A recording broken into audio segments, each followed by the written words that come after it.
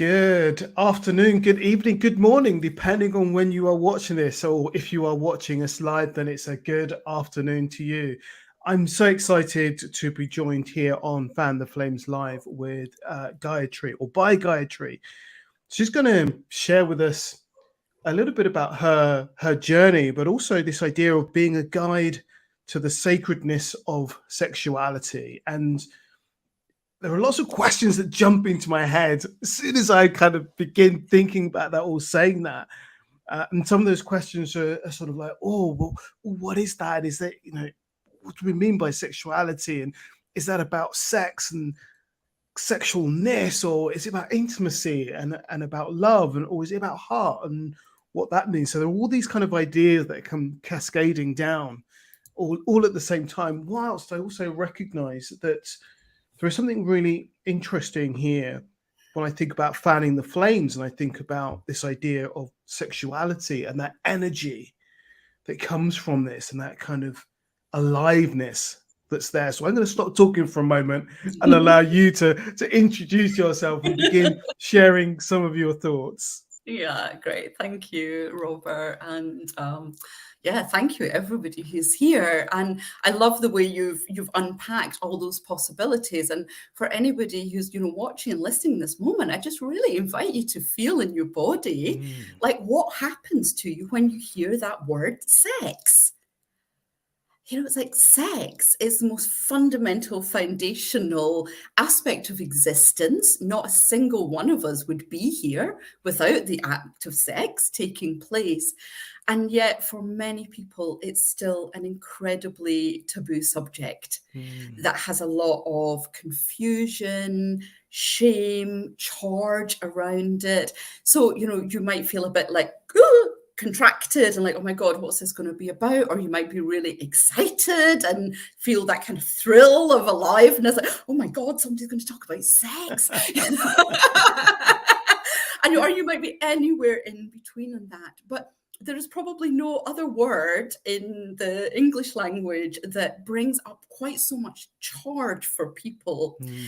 And I suppose ultimately I would say that the work that I'm here to do is to help guide people into a natural, authentic, healthy, integrated, and heart-centered connection with themselves by embracing their sexuality fully.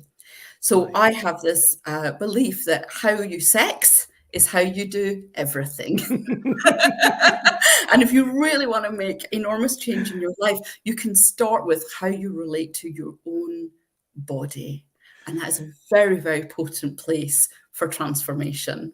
Yeah, and I'm on a program at the moment called Physical Intelligence, and we're talking a lot about what's happening to the chemistry of the body and how our movement and our thought impacts that chemistry. And of course, the act of sex, or even not just the act, even the thought of it creates movement and chemicals and things start to shift and stir. And it's just really interesting how such a natural act can have so much charge around it, both positive and negative responses to it. And I guess there's a bigger question for me that sort of is, what was it that led you to this? How did you begin this journey of working with people in this way?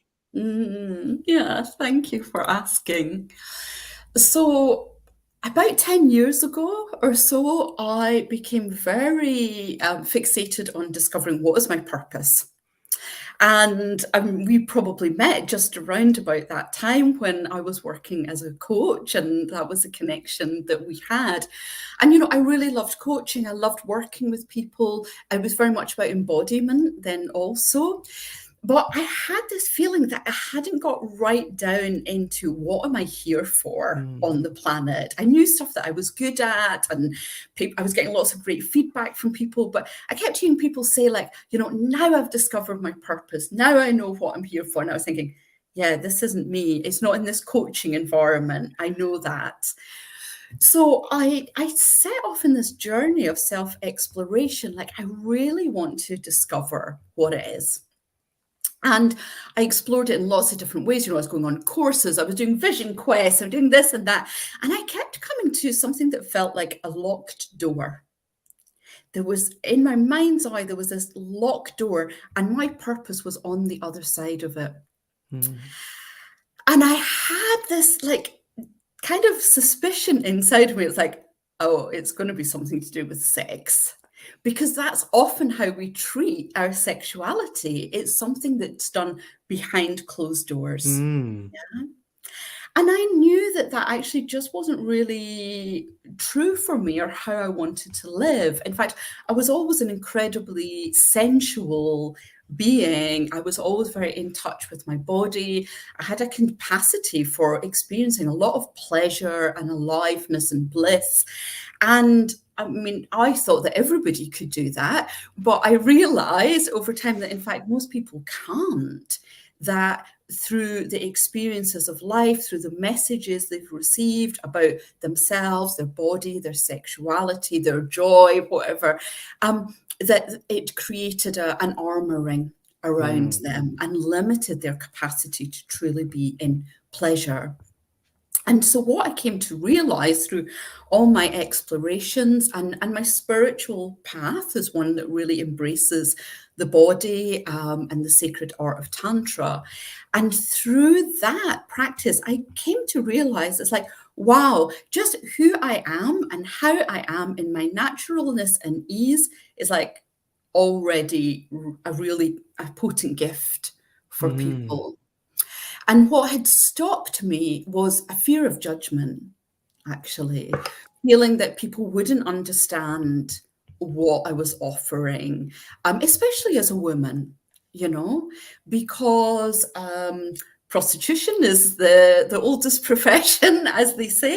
And there's still a huge dichotomy in our culture around a good woman who is more on the virginal or motherly qualities, and a whore, a slut, Mm. a woman who is sexually free or alive. So I really was, just incredibly afraid that people would judge me, condemn me, wouldn't get it. But when I realized that that was the fear, and that I felt a great calling in myself to step forward and to speak about what I knew from the body and what I'd gathered all along the way, all the incredible practices and tools and trainings that I had done, which then kind of somehow just all fell together into the offering that I make into the world. Yeah. So, one of the thoughts, a couple of thoughts there. So, one of them is about this idea of, we often hear people talk about purpose and what's your purpose, and we Mm, can sometimes feel a bit lost when we're not sure of what is my purpose. And I love this idea that you went on this sort of experimentation drive of going, let me explore different things to notice what that might be. And I think when people can feel that there's something inside them that they want to do and they're not quite sure what it is, that there is something really, really good about just playing and just seeing and experimenting and trying and just noticing what feels good, what feels right, and what feels a bit more, that's not quite where I want to be. And so there's this idea of, giving ourselves permission to experiment, giving ourselves permission to try lots of different things without any real attachment to them, just the experiment of them. And then there was this, the idea of, what's hidden, what's behind that locked door. And yes. it reminds me of things like Star Wars, where your fears in that forest or in that cave that you don't want to go into, but you have to go into that forest, into that cave, beyond that locked door, and face whatever that might be in order to move on to your next step. Yes. And I think part of all of that is that bit about judgment, about, if I do this thing, what will be thought of me? Yeah. And how do I be okay with that? Or how do I work through that? Or how do I realize that actually they might not think that about me, or they might do, and that's okay too. Yes. Yeah. I mean, there's so much in there that you're saying. And one of the things that I love to say to people is it's often in the darkest places that we find the richest treasure. Mm. And the darkness that we perceive there, or the challenges, are very often the fears. They're things that are coming from the construct of our mind, the messages that we've been given from the outside.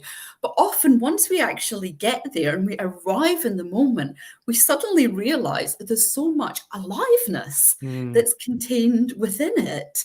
There's this incredible kind of alchemy that happens when we turn into the most difficult places and really meet them as they are. And in that moment, we get to discover ourselves as we are.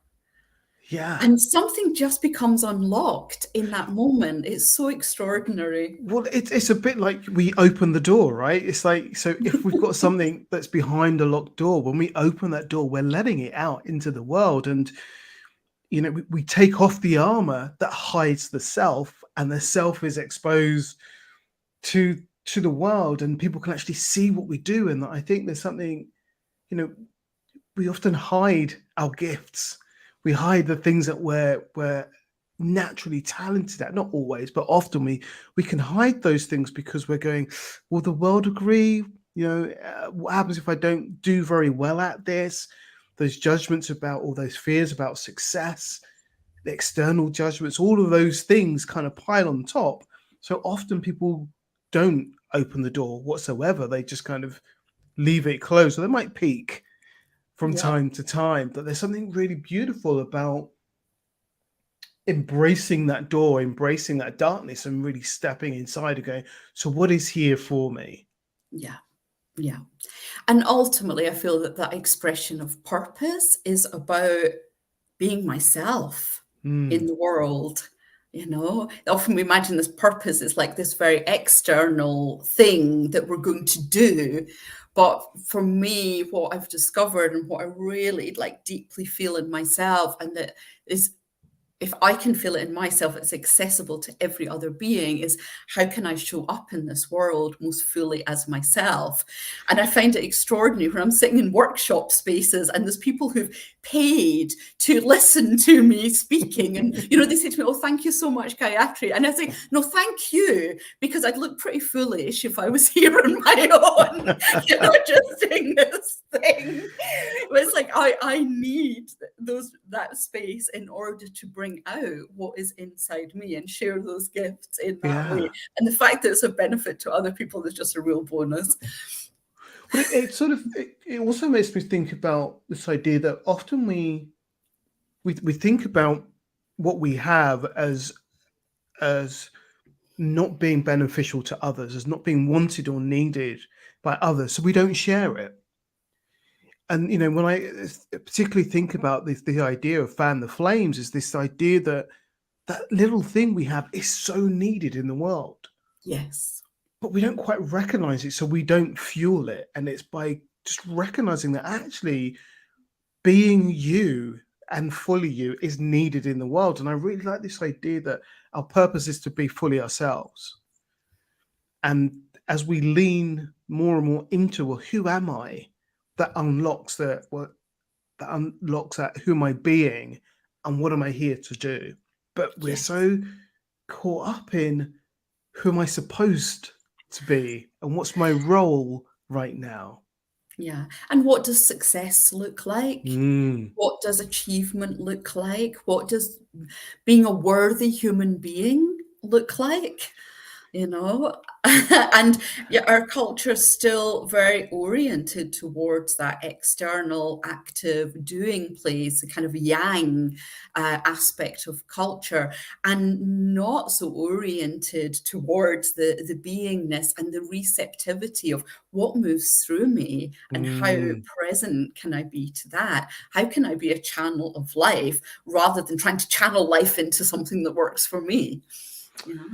Yeah, and I love that idea of what moves through me. This sense of, because when I think about that, it makes me think about that interconnectivity of everything, and how things are flowing through us if we're only still enough in a moment to notice it and to recognize it. And there are signals and gifts being bestowed upon us, but we're so busy doing and trying to craft something that we don't kind of notice that softer, subtle message that might be coming through, or that softer yearning of what we want to do.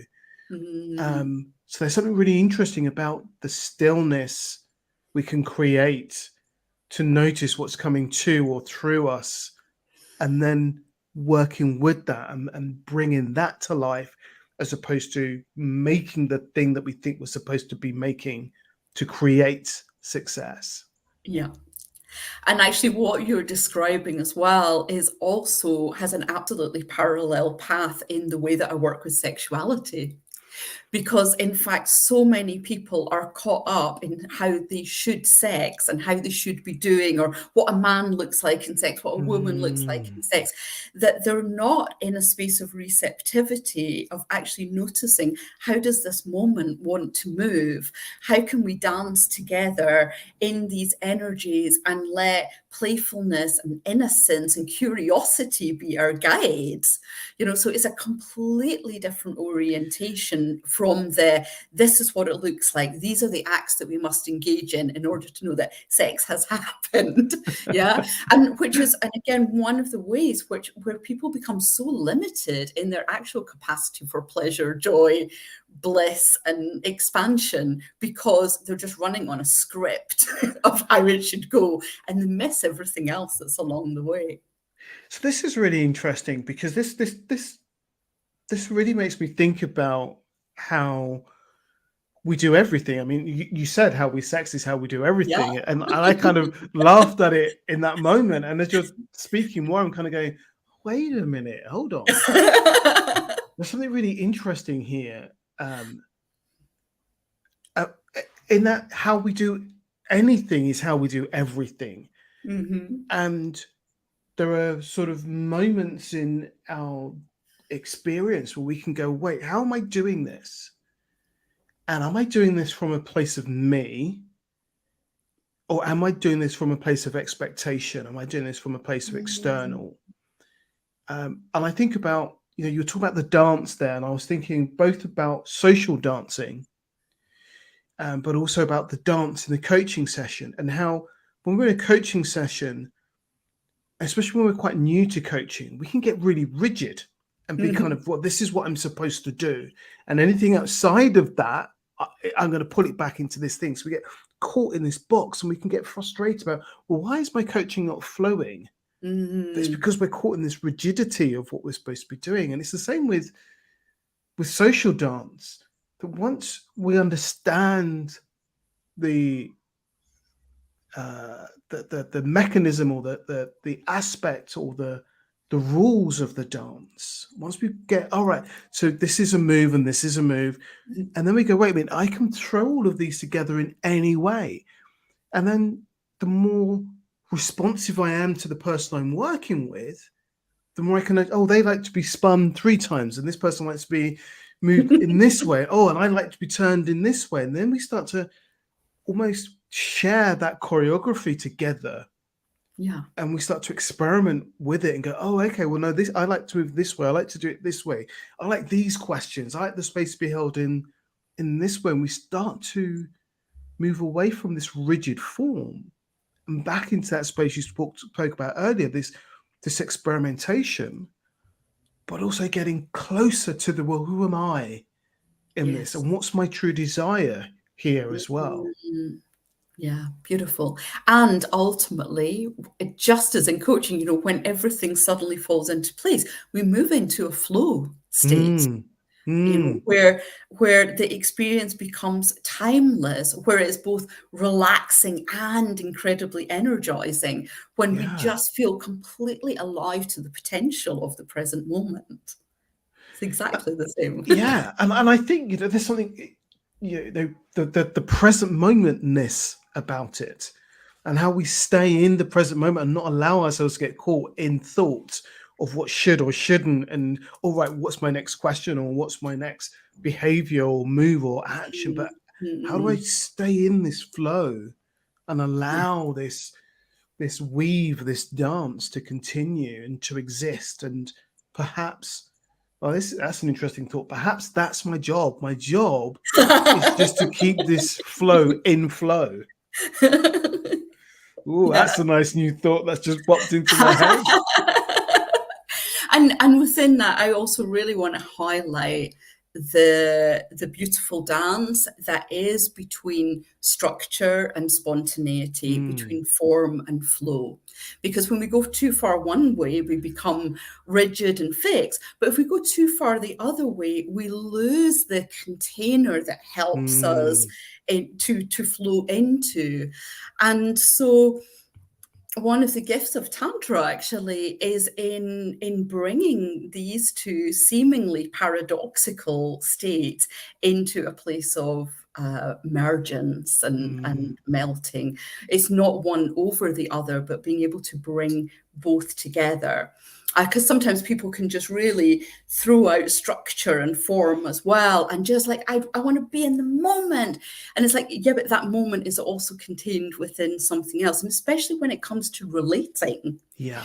Because we're coming with our whole history, story, baggage of everything that's happened before, and turning up with our tender, vulnerable hearts, and tender, vulnerable bodies, and then kind of expecting them to do something for us. And often, if we haven't created the right kind of container and structure for that, we can end up in a bit of a kind of messy, icky, sticky situation. So both are absolutely required for real attuned relating, intimacy, and connection. As you're saying that, it reminded me of improvisation and how often people watch it and think people are just making stuff up. But Yes. actually, there are rules to the game. Yes. And so everybody's in the container of a game. And, whether the game's about the alphabet or the game's about objects, we're in a game and we're playing the game and we all know the rules and we're sticking to the rules, but we're pushing the boundaries and the edges. And that's what creates this beautiful humor. Yes. But if we just go forget any of the rules and any of the containers or the games, we just do it becomes chaos. And people get lost and go, I don't know what's going on here. And so there's something Yes. lovely about going, well, we need the rules, we need the container or the boundary to recognize, well, where do we sit in this? Yes. Yes. Which then kind of makes me think about conversation and how we make sure that we're having dialogue about this with our partners and with those that we're engaging with, because we have to kind of co-create. I'm imagining, I'm kind of jumping ahead here perhaps, but I'm thinking, don't we need to, we kind of need to co-create our container, like a coach and a coachee will co-create their contract and decide where they're going to work and how they're going to work. I guess there is a similarity here. Absolutely. And because of the taboos that we still have around sex in our culture, even though it's everywhere out there, very often people don't know how to have that conversation. They're too scared to have the conversation because it requires owning our desires, speaking about things that have that charge to them, fear of rejection, that what I say might not be acceptable, might not be wanted. So instead, people go, okay, I'm just not going to bother with the conversation. I'm going to dive right into the physical stuff. And then it doesn't work out the way they want. And I find it fascinating. Sometimes people are asking me, they say, like, oh, I want to be able to have carefree sexual encounters with lots of new people. And I'm like, are you sure? Are you sure that's really what you want? And it's like, well, so how would you have a conversation with somebody? And they're like, no, I couldn't have that. And it's like, if you can't have a natural, open conversation with somebody about sex, what are you doing having sex with them? And I really want to put that out there because most people will avoid that conversation in order to get to the physicality. And that's really, putting things back to front. Yeah. And in fact, such incredible intimacy can be created when we have an understanding of what are you into? What are you up for? Mm, What do you need in this in order to feel good? Because safety is a prerequisite of yeah, ecstasy. yeah. Safety is a prerequisite of ecstasy. And and you know, there's something here as well about we may, you know, we jump ahead to something and we bypass the journey there. And then we wonder why, when we get to the destination, that it isn't where we want to be. And it's a bit like we don't actually know what we want. We just have this idea of what it might be, and we're racing ahead to that place. And it comes all the way back to what you said about, you know, your journey of experimenting with different ways of working to understand, well, what is being called from me here. Mm, And I think that so many of us so often get caught in what we think it looks like, whether that's about sexuality, whether it's about career, whether that's about a new business or a goal. We get caught in the should and not the journey or the discussion or the exploration to mm, actually unfold what it might be. mm.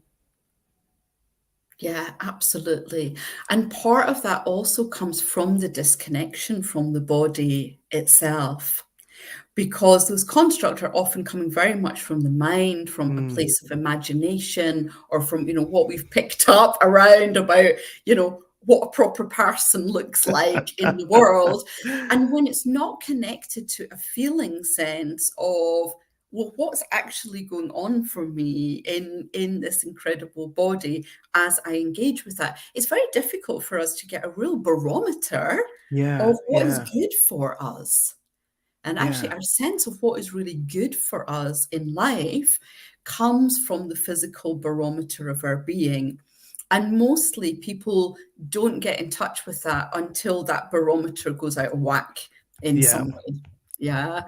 But what I would love to see, you know, I would love to live in a world where we were more tuned into our pleasure and our joy and our aliveness so that we could really use that as our compass, you know, mixing my metaphors now, but that compass of where do I want to go? And so, you know, even for myself, it's one of the practices I have, like when I'm offered an opportunity to do something or I have a choice to make, I really feel into myself, like, what's bringing me into aliveness? Mm, And for me, this is a very visceral feeling of tingling and, you know, kind of sensation. And it's like, and if I don't have that, then no, it's a no, you know, and also trusting in that yeah. basically. It's like, well, it's not like a, it's just again me, you know, I'm not getting that feeling of aliveness. And yeah, can I just trust in that for myself? I follow what brings me alive. And you know, it's interesting because we often talk about, as coaches, about values being our North Star. And there's something really interesting about, I'm sort of contemplating this idea of what do the values feel like? Mm, Because we can be very cognitive of and say, you know, it's this and it's this and that's my value, and we might say love's my value, and it's like there's an interesting question here about, so what does that feel like? So how can we notice when those values are being met by our sensation yes. as opposed to the thought around them? And perhaps there is a, you know, as you talked about the compass there, there's almost like that magneticness about an offer's made, and does the compass swing towards that offer, or does it swing away from the offer? And which directions is it pulling you in, and how can you follow those directions? And I guess as I do that, I think about, there's also something about being open-hearted that is necessary in part of this exploration, and this idea of being connected to our bodies is, you know, what's happening here with our hearts. Yeah, Absolutely, absolutely. And in fact, many people are quite closed down in the heart, not intentionally, but because this life can be Mm, heartbreaking. Not just in a sense of romantic relationships and partnerships and endings and things, but when we look at the world around us, it's a very challenging time that we're in. And so things like fears around climate, um, mm, worries about energy bills, concerns about what's happening in war torn places. I mean, all of this, I believe, at some level affects us. Yet, it would be difficult to function if we were allowing ourselves to feel all of that. So we tend to go around kind of filtering it out, closing ourselves off from it. And this is one of the places where people then tend to actually close down their pleasure as well. yeah. Because true pleasure, when it comes through your body, and I don't mean the sort of fast food junk kind of pleasure that people might engage with, but I mean like a real feast of pleasure that satiates your entire being, will burst open your heart. Yeah. And for many people, that's actually terrifying Yeah. because it means opening to feelings. And when you open to feelings in one direction of your life, you open to all Mm, the feelings. So grief comes through, rage comes through, sorrow comes through, and joy, love, bliss, yeah. ecstasy, all of that stuff. They all come hand in hand. I think it's Brené Brown, but it might not be Brené Brown. She may have taken it from somebody else, or I may have got it completely wrong. But somebody talks about the idea of that we often think that we can choose the emotions. So we can choose, we can kind of do this with our heart, opening it. Oh, I'll have some of that, but I won't have any of this. But actually, when we close our, whatever we close our heart to, we close it to everything. And Yeah. so when we guard our hearts, well, from pain, we also guard it from pleasure or joy. Yes. And so there's something here about, well, we kind of have to, I don't know what the right wording here, but it's like we have to be okay to feel the pain because that's part of the joy. It's a bit like going into the cave that's dark because that's Yes. also where the light is, and we Yes. can't have one without the other. It's Yes. a mixture of these things. It's the Yeah. freedom and the container. Absolutely. And cultivating that kind of emotional fluidity and capacity for feeling Mm, is, a really essential work for our times, I would say. So interesting, although I predominantly teach about sexuality, a very strong theme and thread that's been in my work for the last few years has also been grief. And mm, how do we turn towards our grief and really give space to feel it? And grief is also an incredibly taboo subject. People, mm. even at funerals, which is the one place where you imagine grief would be, people are patting one another on the shoulder, saying, stay strong, and, all this kind of stuff, Yeah. not really allowing feeling to take place because oh, if you're feeling and then I might feel something and then we'd all be in a mess, there's a real fear of feeling. But when we can meet grief as an aspect of being human, it's like a shower for the soul. Mm.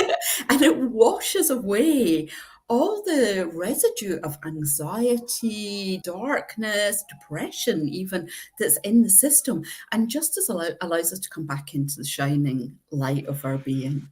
And so, I think about cultures where they really embrace death Mm, and they really allow themselves to feel that pain.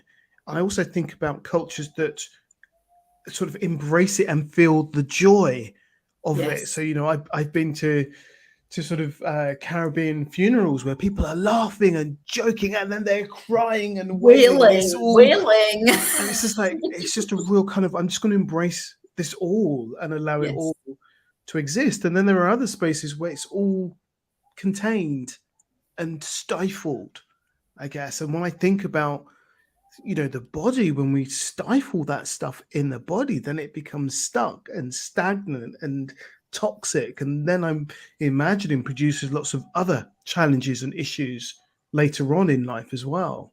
Yeah, absolutely. And there is so much there are so many challenges for many people around a sexuality that show up in a very physical form. So, for men, for example, things like erectile dysfunction and ejaculation issues are absolutely rife. And a Mm, lot of it, to my understanding, comes from lack of capacity for emotion. Yeah, mm, it's not actually about something physically being wrong in the body. What is happening in the physical is a manifestation of what's happening in the inner world, yeah, yeah. essentially. So yeah, people are having enormous challenges around what is titled sort of medically as sexual dysfunction, but it's more usually emotional dysfunction, and that is endemic in the culture that we live in Mm, this, and I'm speaking of British cis heteropatriarchal mm. society, yeah, and the way it narrows the aperture of aliveness in so many bodies. Yeah, so there's this, and my brain's whirring here because I'm thinking about how there are times in our lives as we're growing where we feel so alive and we're moving and we're engaging and there's just this aliveness about us, which is just an amazingness. And then things happen that sort of close those boxes down where we have to behave a particular way, or it might even be that we go into a career where there is a being, this is how you be here, this is how you Mm, do mm, here as a person in order to survive in this organization. This is what you need to do. And so we start to shut that stuff off, and then we come out the other side going, I feel ill, or I feel tired, or I feel run down, or whatever that might be. And it's like, well, our aliveness hasn't been able to live. We've closed it in some way. And I think this about potential as well. It's like sometimes we don't allow our potential to live because people have told us how we should or shouldn't be, or there is an expectation placed upon us. So we don't live our lives fully and richly, yes. and we don't go back to that thing of, my purpose is to be me and to be fully me and fully embrace me in all its glory. And then actually these ailments and illnesses, some may need medical intervention, but others will Mm, just flow and fade away. yeah. This Mm, can be absolutely true, and I do want to also bring in the piece within that also that's around trauma, mm, because it's very easy for when we speak in these kind of terms that it feels very much to just the individual yeah. to discover their purpose or find their way or be part of their own individual healing. But we are in a place where there's an incredible, collective trauma Mm, around the way that we are living and showing up in this world. And of course, that then also within the particular aspect of culture and place that you mm, live and family constructs and so on, there will be generation and generation and generation also of these layers of trauma that are taking place. So I just feel it's really important to bring that in mm, because for some people, they are also in an environment that has been heavily stacked against them for a long time. And some individuals manage to just somehow burst through that. But many people are kind of quite locked in layers that are very dense, mm, energetic, that can affect. So I feel it's really important that we're always holding again this awareness between what is my individual piece that I can affect and how does that connect with the collective around me and what's my yeah. responsibility to that. Yeah. Yeah, that there's always this dance between these two things also. Because we live in systems, we're part of systems, and so any shift that I make impacts my system, and the shifts that my system makes impacts me. So how do we, as you say, how do we dance with those changes and those shifts? But also, what you were saying is this idea of we don't need to do this on our own. Yes. Because if you're carrying generational stuff with you, whatever the spark is that you're trying to light, if there's generation of density on that, it's really hard to bring the lightness to it. So working with others can help you, and working in communities can Yes. help you to navigate your shifts and your changes, working with people that have had similar experiences or different experiences, but where you can find that similarity of managing or manifesting, of changing, of supporting, Yes. and of because when we open our hearts in a dangerous world, it can be dangerous. Yes. So there are those we need around us that will also help support us within Yes. that. Absolutely. And in fact, I feel to share just an observation that I have from being in a workshop space with people where they are discovering their erotic expression through sacred sexuality and tantric touch. And what I've always found fascinating is people who've never experienced that kind of space, their imagining or perhaps their fantasy of that is this very hedonistic environment and a bit orgiastic and so on. And the reality of it is something much, much gentler, much slower, Mm, much more honoring. And the quality that I see most often exhibited by people in that space is kindness. mm, People become exceptionally kind and generous to one another when they're in that space, yeah. because there's such a vulnerability in meeting in our natural self that it just spontaneously brings forth a kind of a reverence for Mm, oneself and for the other. And so people just start behaving in a different way because they're imbued with this quality within them. So I feel that the the kind of privatization of our pleasure and our sexual experience is one of the ways that we've been cut off mm, from the power of how we can collectively heal one another through integrating that part of ourselves. Yeah.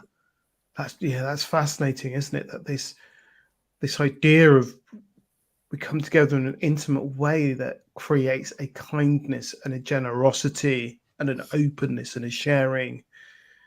And actually, it moves away from the idea of what one might have into a real being in the moment. And in that moment, there's something else happens, and there's a different Yes.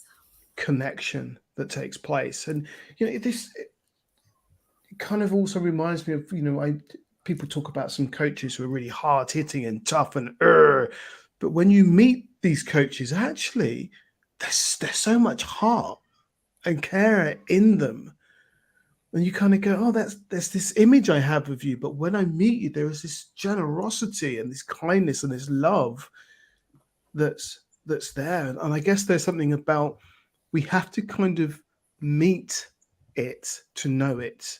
Yes. We kind of need to step into these spaces to fully understand what they might be, as opposed Mm. to sit on the edges and either judge or be misinformed.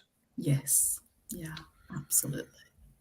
So I could talk to you forever, I but know. forever isn't quite what we have today. And so I know that we'll come back and we'll have more conversations. But before we close, it'd be great for people to hear about, where can they find you? Where can they experience your work or find more information about what you do and how you do it? Yeah, beautiful. Thank you, Robert. So you can find me on my website, which is gayatribegan.com. I work predominantly with men, supporting them in discovering their authentic erotic expression and claiming their sexual potency so they can offer it as a gift to Mm. women and the world. Yeah. And I also have a Tantra massage training school, which is tantramassagetraining.co.uk. That's primarily at the moment for people who want to work professionally in the field of sexuality. So it's for people who are a bit more advanced on their journey and also want to be sharing their gifts for this like really essential work for our times.